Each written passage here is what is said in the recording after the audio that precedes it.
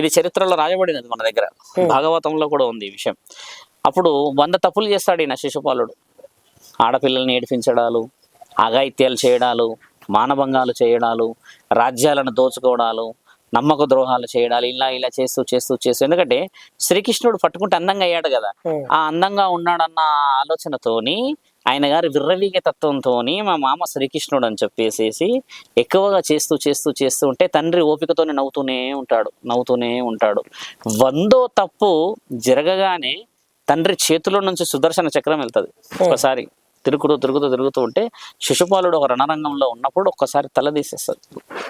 తల తీయగానే వాళ్ళ తల్లి అడిగిన ప్రశ్న, 100వ తప్పు పండింది నీ బిడ్డది, పాప ప్రాయశ్చిత్తానికి సమయం అయ్యింది, కాబట్టి ధర్మం నుంచి ఎవరు తప్పించుకోలేరు. నేను సమయం ఇచ్చా మారడానికి, నేను అవకాశం ఇచ్చిన స్థితిగతులను మార్చుకోవడానికి, నేను మంచి నిర్ణయాల కోసమని ఎదురు చూసా, ఒకటన్నా మంచి పని చేస్తాడేమో అని చూస్తూ ఈరోజు 100 తప్పులకు వచ్చాడు. కాబట్టి ఇక పైన ఉపేక్షించబోను. 100 తప్పులప్పుడు నేను ఆపకపోతే ఇక రానున్న రోజులు పెద్ద పెద్ద తప్పులు చేయగలుగుతాడని చెప్పేసి శ్రీకృష్ణ భగవంతుడే రుజువులతో పాటు చూయించిన జగత్తు అన్నది.